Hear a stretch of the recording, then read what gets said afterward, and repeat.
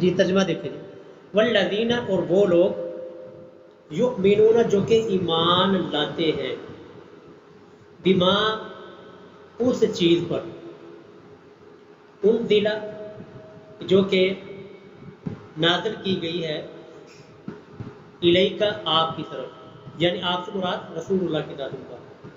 وما اور اسی طرح وہ ایمان لاتے ہیں اس چیز پر بھی جو کہ انزل نازل کی گئی ہے، من قبل کا آپ سے پہلے، آپ سے مراد رسول اللہ کی ذات، وبالآخرۃ اور وہ لوگ آخرت پر، ہم وہ لوگ جو وبالآخرۃ اور آخرت پر، ہم وہ لوگ یوقنون یقین رکھتے ہیں،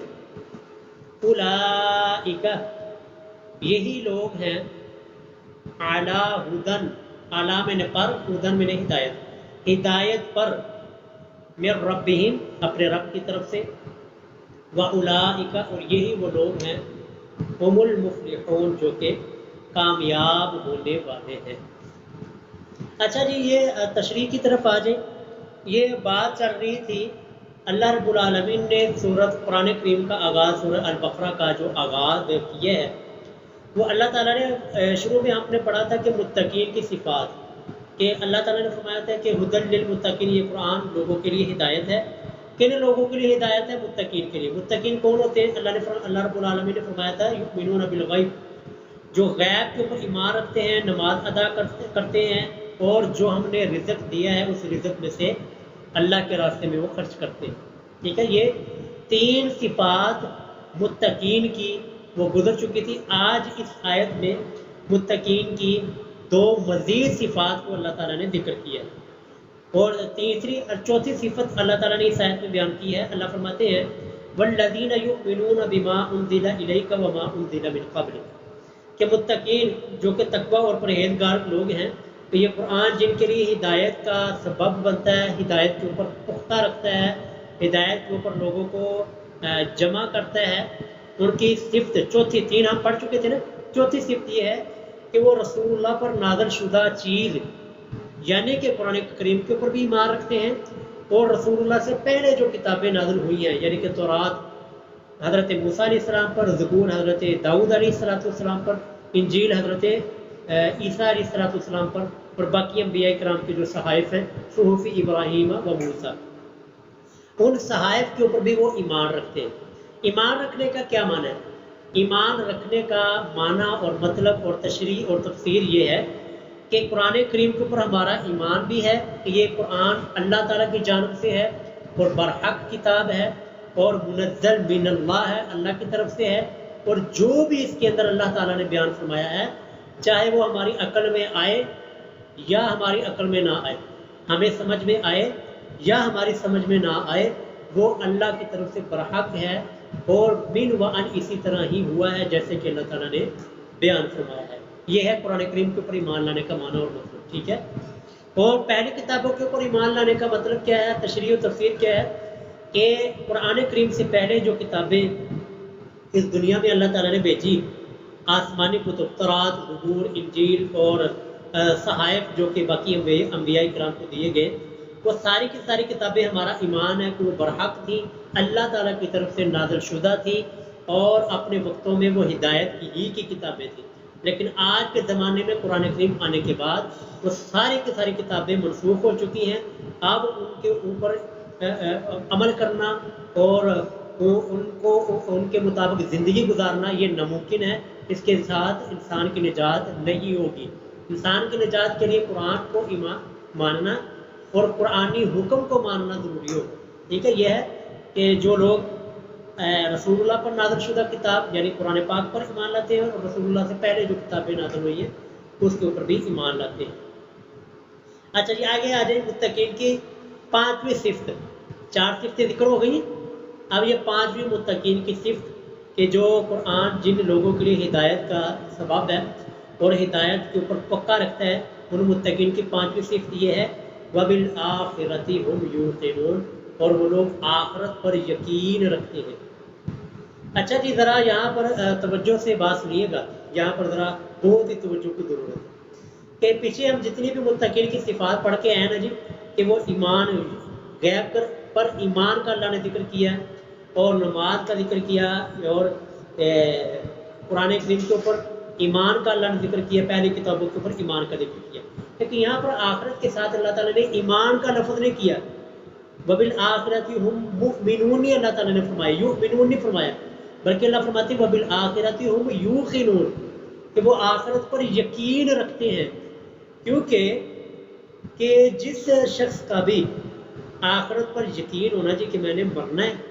اور مر کر جس طرح میں زندگی گزار رہا ہوں نا، کسی کا حق کھا لیا، کسی کو مار دیا اور کسی کی زمین کے اوپر ناجائز قبضہ کر لیا، کسی کو تکلیف دے دی، کسی کو گالی نکال دی، کسی کو تھپڑ مار دیا اور کسی کا حرام مال، یتیم مال کسی بچے کا کھا لیا، تو یہ جو ہے نا کہ اگر کسی بندے کو یقین ہو کہ میں نے مرنا ہے اور مر کر جی پھر میں نے اللہ تعالیٰ کی بارگاہ میں کھڑے ہونا ہے اور اللہ تعالیٰ نے مجھ سے سوال کرنا ہے، تو بتائیں وہ کبھی بھی کسی کا حق کھائے گا؟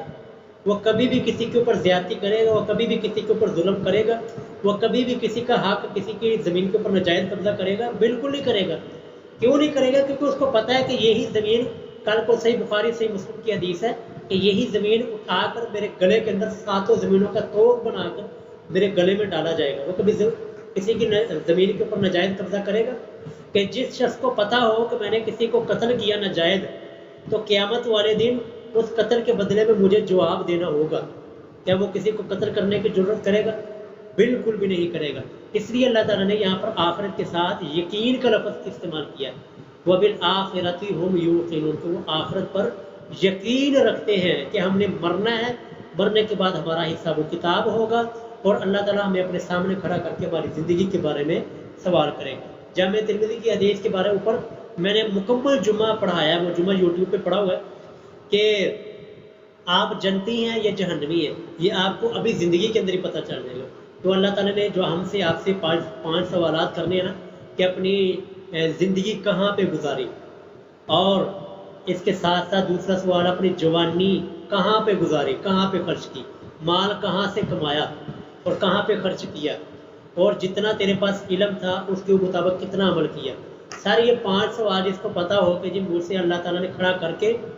اللہ تعالیٰ نے میرے قدم نہیں ہلنے دینے جب تک اللہ تعالیٰ مجھ سے 5 سوالوں کے جواب نہ پوچھ لے، وہ کیسے، یعنی کہ انسان اس دنیا کے اندر ظلم کی، ظالم بن کے اور کسی کا حق کھا کر، کسی کو تنگ کر کے کس طرح زندگی گزار سکتا ہے؟ ناممکن ہے۔ یہ وہی لوگ ہیں جن کا آخرت کے اوپر یقین نہیں ہے، جن کو یقین نہیں ہے کہ ہم نے قیامت کے دن مرنا ہے اور قیامت کے دن اللہ کے سامنے کھڑے ہونا ہے۔ جس کو یہ یقین آ جائے نا، پھر وہ زندگی جو ہے نا وہ بڑے بندے کے پتروں کی طرح کر کے، بندے کے پتروں کی طرح وہ زندگی گزارتا ہے۔ اس لیے اللہ تعالیٰ نے آخرت کے ساتھ یقین کا لفظ استعمال فرمایا، وہ لوگ آخرت پر یقین رکھتے ہیں۔ ٹھیک ہے، اچھا جی اگلی آیت پہ آ جائیں جی۔ اللہ تعالیٰ فرماتے ہیں کہ یہ جو ہے نا متقین، جن کے اندر یہ 5 صفتیں پائی جاتی ہیں کہ وہ غیب کے اوپر ایمان رکھتے ہیں، نماز قائم کرتے ہیں، زکوٰۃ ادا کرتے ہیں، اور جو اللہ نے رزق دیا اس میں سے خرچ کرتے ہیں، قرآن اور پہلی کتابوں کے اوپر ایمان لاتے ہیں اور آخرت پر یقین رکھتے ہیں۔ اللہ تعالیٰ فرماتے ہیں یہ جو متقی ہیں نا، جن کے اندر یہ 5 صفات پائی جاتی ہیں، جن کے اندر یہ 5 خوبیاں پائی جاتی ہیں، اللہ فرماتے ہیں اولئک علی ھدی من ربہم کہ یہ لوگ ہدایت پر ہیں۔ آپ دیکھیں جی، ہر بندہ دنیا کے اندر کہتا ہے، ہر مذہب والا، ہر فرقے والا، ہر گروہ والا، ہر مسلک والا، وہ کہتا ہے کہ ہم حق پر ہیں، ہم ہدایت پر ہیں، لیکن قرآن کن کو کہہ رہا ہے؟ قرآن کہتا ہے جن کا ان 5 صفتوں کے اوپر، جن کا ان 5 خوبیوں پر ایمان ہے نا جی، جو غیب پر ایمان رکھتا ہے، نماز قائم کرتا ہے، مکمل سنت کے مطابق نماز پڑھتا ہے، اللہ کے راستے میں خرچ کرتا ہے، زکوٰۃ ادا کرتا ہے، قرآن کے اوپر اور قرآن سے پہلے کتابوں کے اوپر ایمان رکھتا ہے، آخرت کے اوپر یقین رکھتا ہے، اللہ تعالیٰ فرماتے ہیں یہ 5 خوبیوں والا متقی، یہ 5 صفات والا متقی وہ کامیاب ہے اور یہ ہدایت پر ہے اپنے رب کی طرف سے۔ ہمیں دیکھنا چاہیے کہ ہمارا ان 5 چیزوں کے اوپر، 5 صفات کے اوپر ہمارا ایمان ہے۔ اگر ایمان ہے، آنکھیں بند کر کے آپ کہہ دیں جی ہم اللہ تعالیٰ کی طرف سے، اللہ تعالیٰ کی توفیق سے ہم ہدایت پر انشاءاللہ۔ ٹھیک ہے جی، اور آگے اللہ تعالیٰ فرماتے ہیں وَأُولَٰئِکَ هُمُ الْمُفْلِحُونَ اور یہی لوگ قیامت کے دن کامیاب ہونے والے ہیں۔ تو جس کا قرآن کریم کے اوپر ایمان نہیں ہے، نماز نہیں پڑھتا، نماز کے قریب نہیں جاتا، تو وہ بندہ خیال کرے جی میں ہدایت پر ہوں اور میں قیامت والے دن کامیاب ہو جاؤں گا، ایسا نہیں ہونا۔ کیونکہ اللہ تعالیٰ جن کی کامیابی کی اور جن کی ہدایت کی گارنٹی اللہ تعالیٰ دے رہے ہیں ان کی صفتیں کیا ہیں کہ وہ نماز کو قائم کرتے ہیں، نماز کی پابندی کرتے ہیں۔ صحیح مسلم کے اندر حدیث ہے، اور جامع ترمذی کی بھی ایک حدیث آپ کے سامنے سنا کر بات ختم کرتا ہوں۔ صحیح مسلم کی حدیث ہے، رسول اللہ صلی اللہ علیہ وسلم نے ارشاد فرمایا بین العبد و بین الکفر ترک الصلاۃ، ایک اور حدیث میں ہے بین الشرک والکفر ترک الصلاۃ، کہ بندے کے کفر اور ایمان کے درمیان جو فرق کرنے والی چیز ہے وہ نماز ہے۔ ایک کافر بیٹھے ہوئے، یہودی بیٹھا ہوا ہے، عیسائی بیٹھا ہوا ہے، ہندو بیٹھا ہوا ہے، سکھ بیٹھا ہوا ہے، اور آگ کے پجاری بیٹھے ہوئے، مشرک بیٹھے ہوئے ہیں، ان میں ایک بندہ مومن بیٹھا ہوا ہے۔ اذان کی آواز آ گئی، اب ہمیں کیسے پتہ چلے گا ان میں سے مسلمان کون ہے؟ کیسے پہچانیں گے جی ہم کہ ان میں سے مسلمان کون سا ہے؟ جو اذان کی آواز سن کر اٹھا ہے نا، جو اذان کی آواز سن کر مسجد کی طرف چلا ہے، ہم کہیں گے، حدیث کہتی ہے، صحیح مسلم کی حدیث ہے، رسول اللہ نے ارشاد فرمایا کہ وہ بندہ مسلمان سمجھا جائے گا، وہ بندہ مومن سمجھا جائے گا۔ باقی جو بیٹھا رہے گا سر وہ اسی طرح ہوگا جیسے کہ یہودی بیٹھا ہوا ہے، جیسے کہ کافر بیٹھا ہوا ہے، جیسے کہ ایک عیسائی بیٹھا ہوا ہے، ٹھیک ہے۔ اور جامع ترمذی کی حدیث ہے، صحابہ کرام کا اجماع ہے، سارے کے سارے صحابہ کرام اس بات پر متفق ہیں۔ حضرت عبداللہ بن شقیق تابعی رحمہ اللہ فرماتے ہیں کان اصحاب محمد، رسول اللہ کے اصحاب، یہ سارے کے سارے اصحاب کا ذکر ہے، رسول اللہ کے سارے اصحاب لا یرون شیئا من الاعمال ترکہ کفر غیر الصلاۃ، کہ وہ نماز کے علاوہ کسی بھی چیز کو چھوڑنے کو کفر نہیں سمجھتے تھے، یعنی جو بندہ نماز چھوڑ دیتا تھا اس کو وہ کافر سمجھتے تھے، اس کو وہ کافر گردانتے تھے، کافر ہی اس کو شمار کرتے تھے۔ تو اس لیے جو بندہ نماز ہی نہیں پڑھتا، جو بندہ غیب کے اوپر ایمان ہی نہیں رکھتا، جو بندہ آخرت کے اوپر یقین ہی نہیں رکھتا، وہ کیسے کہہ سکتا ہے کہ میں ہدایت پر ہوں اور میں کامیاب ہونے والا ہوں؟ ایسا ہرگز نہیں۔ ہدایت پر ہونے کے لیے اور آخرت میں کامیابی کے لیے 5 شرطیں جو اللہ تعالیٰ نے سورہ البقرہ کے پہلے رکوع میں پہلے ہی ذکر کر دی ہیں، ان کے مطابق اگر کسی کا ایمان ہے وہ انشاءاللہ ہدایت پر بھی ہے اور کامیاب بھی ہے۔ اللہ رب العالمین سے دعا ہے کہ اللہ پاک یہ پانچوں خوبیاں جو کہ یہ لفظی ترجمہ دیکھیے جی، ان الذین کفروا سواء علیہم، ان الذین، ان معنی بے شک، الذین معنی وہ لوگ، بے شک وہ لوگ، کفروا جو کہ کافر ہیں، سواء برابر ہے، علیہم ان لوگوں پر، کن پر؟ ان کافروں پر، کافروں کی بات ہو رہی ہے، علیہم ان کافروں پر، اانذرتہم کہ اے محبوب آپ ان کو ڈرائیں، ام یا پھر لم تنذرہم آپ ان کو نہ ڈرائیں، آپ ان کو ڈرائیں اللہ تعالیٰ کے بارے میں، آخرت کے بارے میں، جہنم کے عذاب کے بارے میں، یا نہ ڈرائیں۔ لا یؤمنون وہ لوگ ایمان نہیں لائیں گے۔ خاتم اللہ،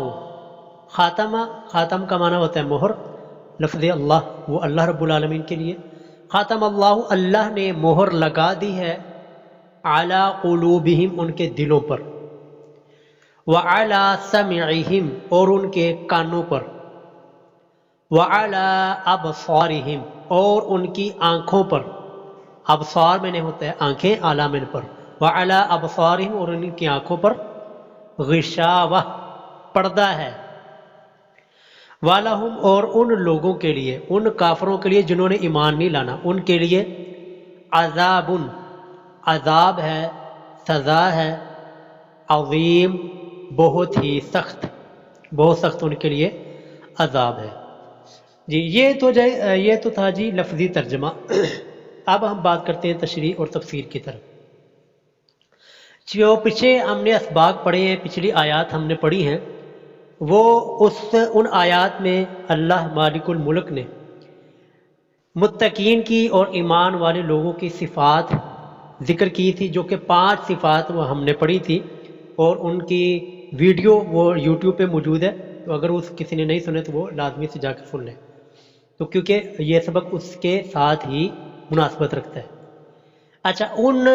صفات کے بعد 5 صفات اللہ تعالیٰ نے ذکر کی تھی متقین کی، کہ متقی جو لوگ ہیں ان کی 5 صفتیں ہیں،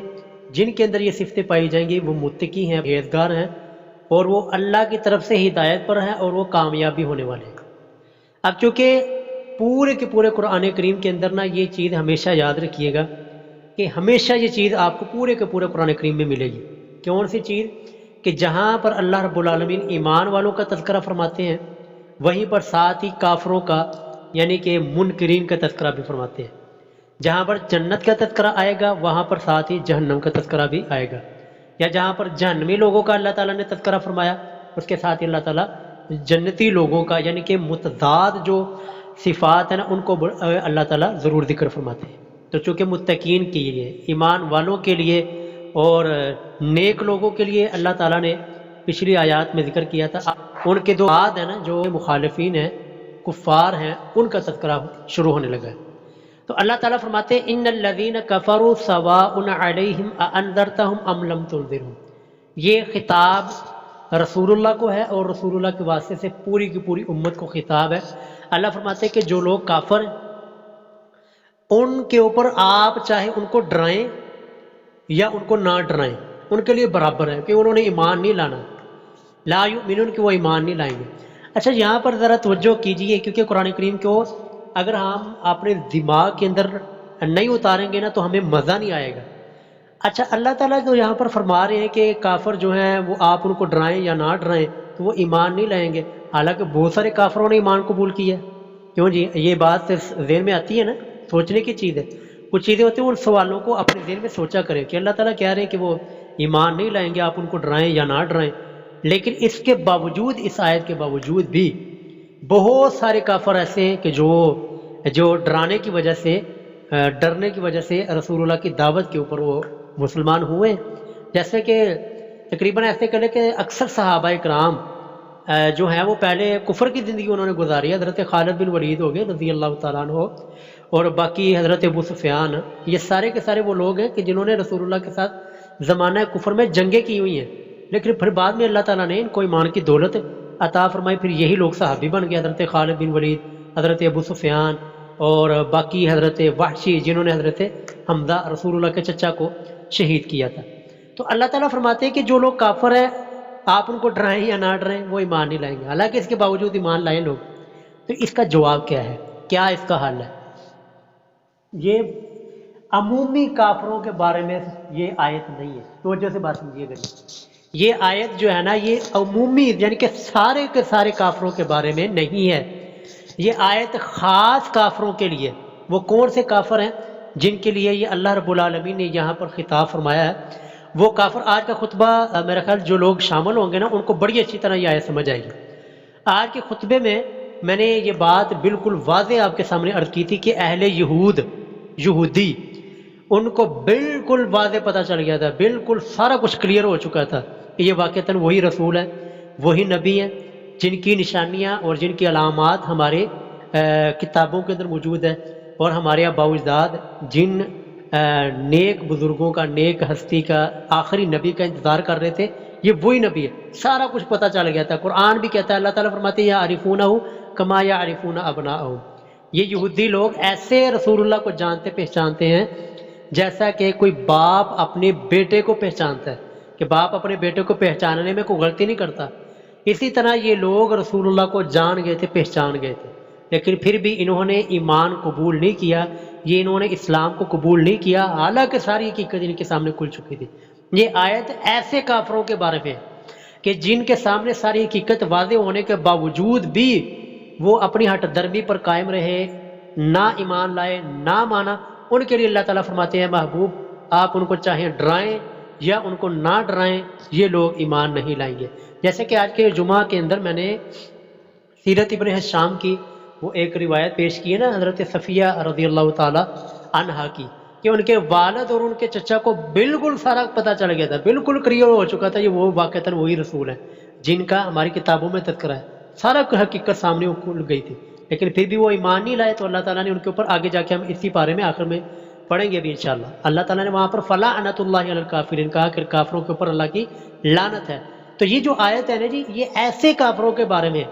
کہ جن کے سامنے حقیقت کھلی، پتہ چل گیا، واضح ہو گیا سارا کچھ، پھر بھی وہ ایمان نہیں لائے، پھر بھی نہیں مانا۔ تو اللہ تعالیٰ فرماتے ہیں محبوب آپ ان کو چاہیں ڈرائیں یا آپ نہ ڈرائیں، یہ لوگ کبھی بھی اب ایمان نہیں لا سکتے۔ ٹھیک ہو گیا؟ اب کیوں نہیں ایمان لائیں گے جی؟ وجہ کیا ہے؟ وجہ اللہ تعالیٰ نے اگلی آیت میں ذکر فرمائی ہے، اللہ تعالیٰ فرماتے ہیں ختم اللہ علی قلوبہم، اللہ رب العالمین نے ان کے دلوں کے اوپر مہر لگا دی۔ سر جب دل کے اوپر مہر لگ جائے نا اللہ تعالیٰ کی طرف سے، پھر انسان کا گیئر الٹا چلتا ہے۔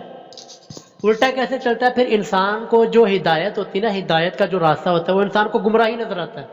اور جو گمراہی والا راستہ ہوتا ہے، غلط راستہ ہوتا ہے، کفر کا راستہ ہوتا ہے، شرک کا راستہ ہوتا ہے، بدعت کا راستہ ہوتا ہے، وہ انسان کو ہدایت کا راستہ نظر آنا شروع ہو جاتا ہے۔ یہ جب اللہ تعالیٰ کسی کے دل کے اوپر مہر لگا دیتے ہیں پھر اس کی یہ صورتحال ہو جاتی ہے کہ وہ ہدایت کا راستہ اس کے لیے میں ایک آیت بھی آپ کے سامنے اسی آیت کی تشریح میں واضح بیان کر دوں۔ یہ سورۃ اعراف ہے نا جی، یہ بڑی ہی اس بارے میں آیت ہے، میں آپ کے سامنے ایک منٹ کھول دوں تاکہ یہ مکمل جو چیز ہے نا جی وہ ہمارے سامنے واضح ہو جائے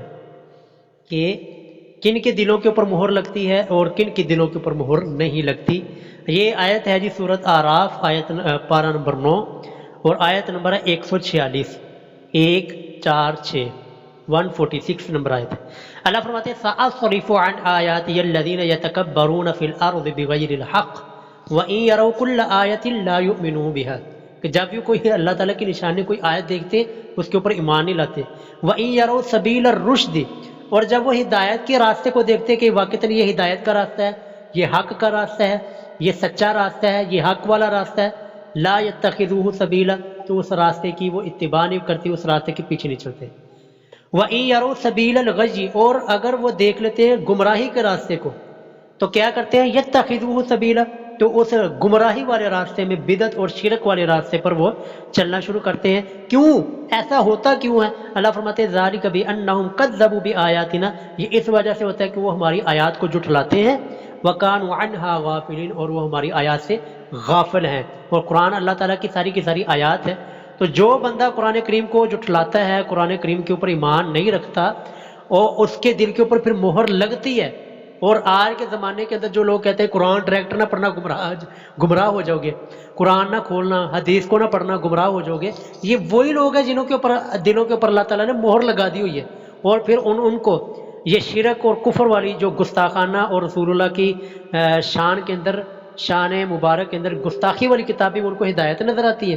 اور جو قرآن ہدایت والی کتاب ہے وہ ان کو گمراہی نظر آتی ہے کہ قرآن نہ پڑھنا گمراہ ہو جاؤ گے۔ تو اللہ تعالیٰ کیا فرماتے ہیں؟ اللہ فرماتے ہیں ختم اللہ علی قلوبہم، اللہ نے ان لوگوں کے دلوں کے اوپر مہر لگا دی ہے، وعلی سمعہم، اور ان کے کانوں پر بھی مہر لگ چکی ہے۔ اب یہ کبھی بھی حق کی بات سننے کے لیے تیار نہیں ہوں گے، وہ اس طرح کے لوگ آپ کو پاکستان کے اندر بے شمار مل جائیں گے جو کہتے ہیں کہ صرف اپنے فرقے والے بندے کی بات سنو، جو کہیں گے صرف، اگر کوئی معذرت کے ساتھ اگر کوئی بریلوی ہے وہ کہے گا صرف بریلوی کی بات سنو، کوئی دیوبندی ہے وہ کہے گا صرف دیوبندی کی بات سنو اور کسی کی نہ سنو، جو کہے گا شیعہ ہے وہ کہے گا صرف شیعہ کی بات سنو اور کسی کی نہ بات سنو، اور اگر کوئی اہل حدیث بھی اس طرح کہتا ہے کہ صرف اہل حدیث کی بات سنو، وہ بھی غلط کہتا ہے۔ ہم تو کہتے ہیں ہر ایک کی سنو، ہر ایک کے پاس جاؤ، ہر ایک کے پاس پڑھو، پھر فیصلہ خود کیجئے کہ کون حق کا راستہ بتاتا ہے، کون صحیح راستہ بتاتا ہے۔ تو کیا ہے، جو حق کا راستہ، حق کا بات سننا نہیں چاہتا، تو در حقیقت اللہ تعالیٰ نے فرمایا وَعَلَىٰ سَمْعِهِمْ، اللہ نے ان کے کانوں کے اوپر مہر لگائی ہوئی ہے، ٹھیک ہے جی، وَعَلَىٰ أَبْصَارِهِمْ غِشَاوَةٌ، اور ان کی آنکھوں کے آگے پردہ ہے، آنکھوں کے اوپر اللہ تعالیٰ نے پردہ لگایا ہوا ہے، حق کا راستہ یہ دیکھ بھی نہیں سکتے، ان کو نظر ہی نہیں آتا حق کا راستہ کہ حق کا راستہ ہے کیا، ہدایت کیا ہے، گمراہی، یہ ان کے سامنے ہدایت اور ہدایت کو یہ گمراہی شمار کرتے اور دیکھتے ہیں۔ کیوں ایسا ہوتا ہے؟ کیونکہ وَعَلَىٰ أَبْصَارِهِمْ غِشَاوَةٌ، کیونکہ اللہ نے ان کی آنکھوں کے اوپر پردہ ڈال رکھا ہے۔ وَلَهُمْ عَذَابٌ عَظِيمٌ، اور ان کے لیے بہت ہی بڑا عذاب ہے جو کہ اللہ نے تیار کر رکھا ہے۔ یہ اصلاً جو آیت ہے وہ کافروں کے بارے میں ہے، اور کافر بھی وہ جو کہ خاص کافر ہے جن کے سامنے حقیقت واضح ہو چکی لیکن پھر بھی وہ ایمان نہیں لاتے۔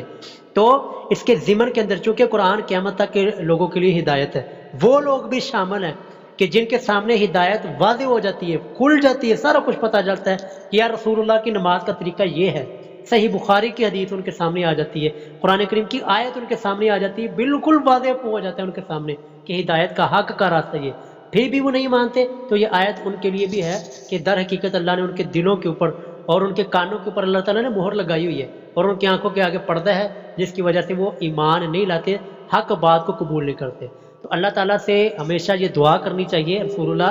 اب یہ چیز